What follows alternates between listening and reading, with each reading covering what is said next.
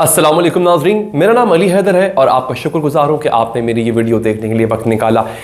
آج کی ویڈیو میں کوئی سنسنی خیز خبر نہیں ہے، کوئی تہلکہ خیز دھماکہ نہیں ہے، بلکہ ایک بڑی خوبصورت سی داستان ہے ایک ایسی لڑکی کی جو اصل میں ایک پارٹی گرل تھی۔ مطلب اس کا گزارا پارٹی کے بغیر، شراب کے بغیر، کلبز کے بغیر نہیں ہوتا تھا، لیکن اچانک اسلام نے اس کی زندگی کیسے بدل کے رکھ دی۔ یہ ایسی چیزیں سنا کریں، ایسی چیزوں کو پھیلایا کریں، ہمیں پتہ چلے کہ ہمارا اسلام کتنا خوبصورت ہے۔ اگر ایک غیر مسلم کی زندگی اتنی بدل سکتی ہے تو آلریڈی وہ لوگ جو کہ اللہ پر ایمان رکھتے ہیں، آخرت پر ایمان رکھتے ہیں، آقا صلی اللہ علیہ وآلہ وسلم پر ایمان رکھتے ہیں، ان کی نبوت پر ایمان رکھتے ہیں، ان کی زندگی میں کیا کیا کمالات نہیں کر سکتا ہے یہ خوبصورت دین، یہ خوبصورت مذہب۔ تو آگے بڑھنے سے پہلے اور یہ بڑی انٹرسٹنگ سٹوری سننے سے پہلے اگر آپ دوست چاہیں چینل کو سبسکرائب کر کے بیل کا آئیکن ضرور پریس کریں تاکہ آپ تک اس طرح کی تمام اپڈیٹس پر وقت پہنچتی رہیں۔ ناظرین، اس لڑکی کا نام ہے پرسیفیون، بڑا مشکل سا نام ہے، پرسیفیون اس کا نام ہے۔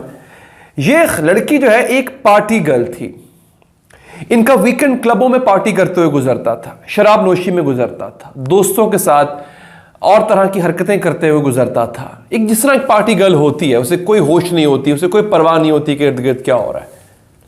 اچھا، اب یہاں پہ یہ بی بی سی نے بیسیکلی اس کو رپورٹ کیا ہے، اور بی بی سی اس لڑکی، خاتون بھی کیا، لڑکی بالکل چھوٹی سی، اس لڑکی کی جو اپنے اوپر آپ بیتی جو اس سے خود بتائی ہے، وہ جس طرح بی بی سی نے بیان کیا، میں منوان آپ کے سامنے رکھ رہا ہوں۔ بڑا خوبصورت آرٹیکل ہے دوستو، اس کو پڑھیے گا ضرور۔ اگر پڑھ نہیں سکتے تو یہ ویڈیو دیکھ لیں، آپ کو سمجھ آ جائے گی۔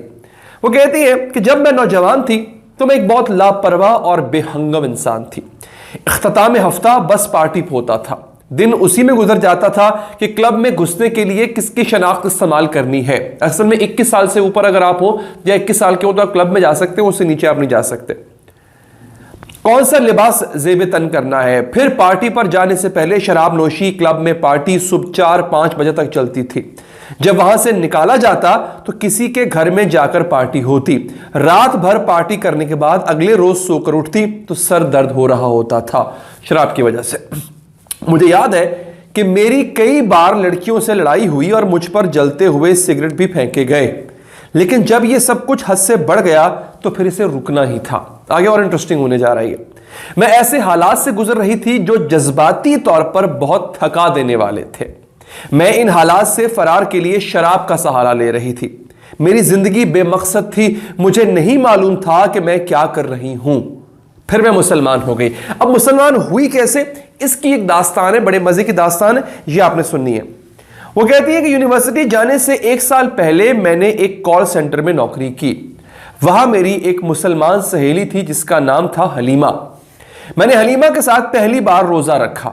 یہ مذہب اسلام سے میرا پہلا تعارف تھا۔ جب میں نے پہلی بار روزہ رکھا تو میں اسلام قبول کرنے کے بارے میں نہیں سوچ رہی تھی۔ روزہ تو میں نے خود کو چیلنج کرنے کے طور پر کر لیا تھا۔ میں نے سوچا روزے صرف 30 ہی تو ہیں، میں بھی روزہ رکھ سکتی ہوں۔ جب میں نے روزے رکھنے شروع کیے تو میں اس وقت بھی شراب نوشی کر رہی تھی، پارٹیوں میں جاتی تھی، لیکن پھر مجھے میرے اندر تبدیلی آنا شروع ہوئی۔ حالانکہ روزے کے دوران شراب بھی چل رہی تھی افطار کے بعد، اور پارٹیاں بھی چل رہی تھی۔ پھر مجھ میں ایسے خیالات ابھرنے لگے کہ میں اس سے بہتر ہوں جو میں اب ہوں۔ یہ سوچنے والی بات ہے۔ 1 مہینے کے روزوں نے مجھ میں اخلاص اور تشکر کے جذبوں کو جنم دیا۔ یہی ہے روزے کی اہمیت۔ یہ جو ہم مسلمانوں میں اکثر ہم کیا کرتے ہیں، چڑچڑے ہوئے ہوتے ہیں، مجھے کچھ نہ ہو یار، میں نے روزہ رکھا ہوا ہے۔ ارے یار، تم نے احسان کیا ہوا ہے کسی پہ روزہ رکھ کے؟ تم نے اللہ پہ احسان کیا ہوا روزہ رکھ کے؟ خود پہ احسان کیا تم نے روزہ رکھ کے؟ بھائی وہ کہتے ہیں اخلاص اور تشکر، تھینکفلنس، اس کو جنم دیا۔ روزوں کے تجربے نے مجھے ذاتی تحفظ کا ایک ایسا پیکج فراہم کیا جس کی مجھے اشد ضرورت تھی۔ اکثر بھٹکے ہوئے پھر رہے ہوتے ہیں ہمیں ڈپریشن کیوں ہوتا ہے؟ ڈپریشن ہمیں اس وجہ سے ہوتا ہے کہ ہم نماز کا سہارا نہیں لیتے۔ یار، آپ کا کریٹر، آپ کا خالق، آپ کا بنانے والا اور آپ کو تمام چیزیں دینے والا اور آپ سے لینے والا آپ کو کہہ رہا ہے مجھ سے آؤ، میں بات کرتا ہوں تم سے۔ ہم اس کے پاس ہی نہیں جاتے اور دنیا میں ہم سہارے ڈھونڈ رہے ہوتے ہیں، ہمیں ڈپریشن ہے، کوئی ہماری بات سن لے۔ وہ کہہ رہا ہے کہ میں تمہاری بات سنتا ہوں، دن میں 5 دفعہ آؤ میرے پاس، میں بات سنتا ہوں۔ ہم اس کے پاس نہیں جا رہے، لوگ ڈھونڈ رہے ہوتے ہیں ارد گرد اپنی بات سنانے کے لیے ہم ان کو، کیونکہ ہمیں ڈپریشن ہو رہا ہوتا ہے۔ آگے وہ کہتی ہیں یہ وہ موقع تھا جب میں اسلام کی طرف راغب ہوئی۔ جب میں بڑی ہو رہی تھی تو ہم باقاعدگی سے سنڈے سکول جاتے تھے۔ میرے والدین اور میری بڑی بہن چاہتی تھی کہ مجھے اپنے عقیدے کا پتہ ہو، یعنی عیسائیت کا۔ میرے والد ایک سیاہ فام برطانوی شہری ہیں جو ہمیشہ چرچ جاتے تھے۔ میری والدہ چاہتی تھی کہ مجھے اپنے عقیدے کے بارے میں معلومات ہوں، لیکن انہوں نے مجھے کبھی مجبور نہیں کیا۔ ہمارے خاندان میں کوئی بھی باعمل مسلمان اس سے پہلے نہیں تھا۔ یونیورسٹی کے پہلے سال میں اسلام کے بارے میں تحقیق کر رہی تھی اور میں سنجیدگی سے اسلام قبول کرنے کے بارے میں سوچ رہی تھی۔ جب میں یونیورسٹی سے واپس سیلفورڈ میں اپنے والدین کے پاس آئی تھی تو وہ اسلام کے بارے میں میری دلچسپی سے لا علم تھے۔ میں نے اس کو تقریباً چھپائے رکھا اور پھر ایک روز سکارف پہنے گھر میں داخل ہوئی تو میں اب مسلمان ہو چکی ہوں، یہ میں نے بتایا۔ میرے والدین حیران و پریشان ضرور تھے لیکن وہ ناراض نہیں تھے۔ انہوں نے میرے انتخاب کے بارے میں سوالات اٹھائے۔ وہ چاہتے تھے کہ میں صحیح فیصلہ کروں۔